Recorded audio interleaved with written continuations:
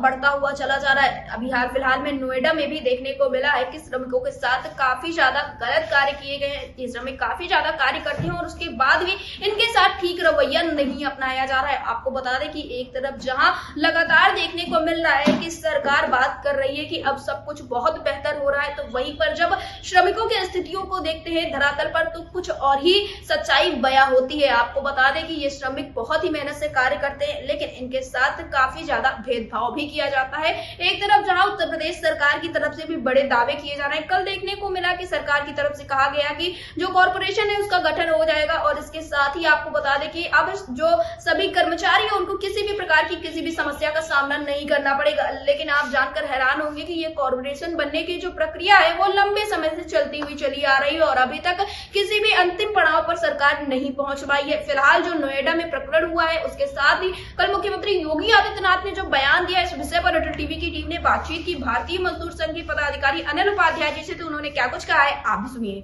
अनिल उपाध्याय जी, आपका हमारे चैनल अटल टीवी पे बहुत बहुत स्वागत है। जी धन्यवाद। अनिल उपाध्याय जी, जैसा कि हाल फिलहाल में देखने को मिला है कि नोएडा में श्रमिकों के साथ काफ़ी ज़्यादा शोषण हुआ है, स्थितियां काफ़ी ज़्यादा खराब हो चुकी है, जिसको लेकर आपके द्वारा भी एक बयान जारी किया गया था। फिलहाल इस पूरे प्रकरण पर आपका क्या कुछ कहना है? देखिए, जहाँ तक नोएडा के कर्मचारियों के शोषण की बात है तो मेरा ये कहना है कि पूरे प्रदेश में श्रमिकों का शोषण होगा जी, कोई नोएडा ही नहीं है। नोएडा में विशेष इसलिए है कि वहाँ पे जो निवेश के नाम पे बड़ी बड़ी कंपनियां आई हैं, उन्होंने या तो गुंडागर्दी मचा रखी है या पुलिस के साथ उत्पीड़न कराते हैं या अन्य विभागों के साथ मिलकर के जो है उत्पीड़न कराते हैं। पास के कुछ गुंडे पाल रखे हैं, उन गुंडों के साथ उत्पीड़न कराते हैं, मारपीट करते हैं, उन्हीं लोगों को बंद करवाते हैं जो यूनियन बनवा है। और जो श्रम कानून लागू किए गए उन श्रम कानून का कोई अनुपालन नहीं होता। मिनिमम वेज आप 14 साल से लागू होना था, 14 साल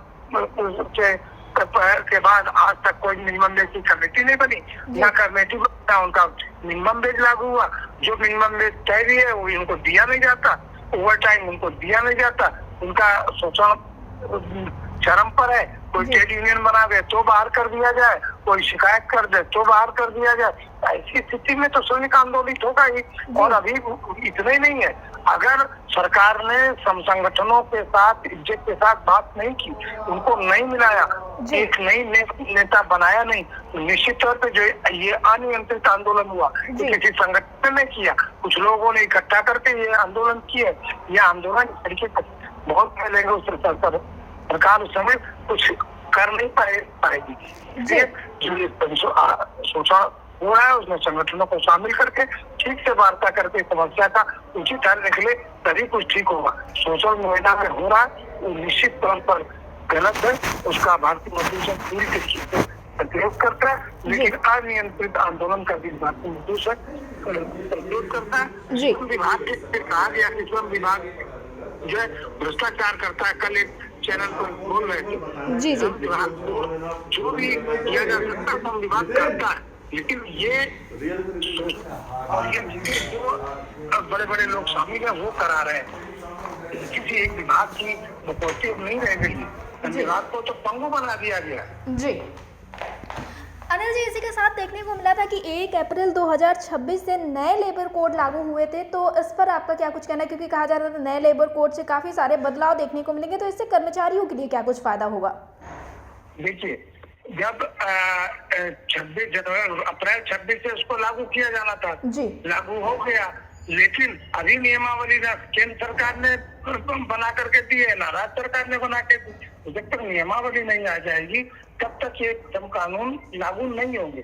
जो ये श्रम कानून लागू है, भारतीय मजदूर संघ उस 2 श्रम संहिताओं का तो के लिए कहता है कि ठीक है लागू कराई जाए, लेकिन 2 IR कोड और OSH कोड, इसको 2 कोडों का विरोध करता है। भारतीय मजदूर संघ ने इस बात पर समर्थन किया कि इन दोनों कोड में भी कुछ संशोधन किए जाएंगे, वो बैठा के संशोधन होंगे। तो तमाम ऐसे प्रावधान है जिसमें श्रमिकों का फायदा होने वाला है और जो में फायदा नहीं होगा उसको बदलवाने का भारतीय मजदूर संघ प्रयास करेगा। निश्चित तौर पर इन संहिताओं पे द्वारा श्रमिकों का कुछ न कुछ लाभ होगा। जी अनिल जी, मेरा आपसे अंतिम सवाल ये है कि हाल फिलहाल में देखने को मिला कि मुख्यमंत्री योगी आदित्यनाथ का एक कार्यक्रम लगा हुआ था जिसमें उन्होंने जो आउटसोर्स के लिए एक कॉरपोरेशन का गठन हो रहा है उसको लेकर तमाम तरह की बातें कही, लेकिन इस वक्त पर धरातल पर जो कॉरपोरेशन का गठन हो रहा था उसकी क्या कुछ स्थितियाँ हैं, क्या कुछ अभी तक प्लेटफॉर्म तैयार हो पाया है या फिर नहीं? देखिए, मैं पहले भी कहा कि जो ये निगम बनाया जा रहा है, ये निगम का स्वागत भारतीय मजदूर संघ ने किया, लेकिन उस निगम को बनाने में भी जो श्रम विभाग बना रहा था, श्रम विभाग से छीन करके जो है सचिवालय प्रशासन को दिया गया। सचिवालय प्रशासन उसमें क्या करेगा? जो मेन स्टेक होल्डर श्रम विभाग है उसको दिया नहीं गया, निश्चित तौर पर नियमावली अच्छी नहीं बन के आएगी। जो उसमें चीजें डोमेन में डाली गई उसके अनुसार कई कमियां हैं, जिन कमियों को भारतीय मजदूर संघ इसलिए नहीं बोल रहा कि एक बार लागू होने दीजिए, जो कमियां आएंगी उसको फिर से लड़ेंगे। मेरा ये कहना है कि श्रम विभाग को बनाने का काम दिया जाए। और दूसरी बात यह है कि जो ये नियमावली में आउटसोर्सिंग के माध्यम से अभी भी जारी कर रहा है, तो ऐसे नियमावली बनाने का कोई बहुत बड़ा फायदा दिख नहीं रहा। जी इसलिए जो भर्ती की जाए वहां से सीधे विभाग में दिया जाए तो कुछ इसका फायदा मिलेगा। फिर भी कुछ न कुछ तो परिवर्तन आएगा, इसलिए भारतीय मजदूर संघ उसका स्वागत करता है। अभी तक नियमावली न तो बनी है और न बन करके प्रकाशित हुई, और इस पर बहुत ज्यादा कहने का कोई मतलब भी नहीं दिखाई देता। जी अनिल जी, अटल टीवी से जुड़ने के लिए धन्यवाद।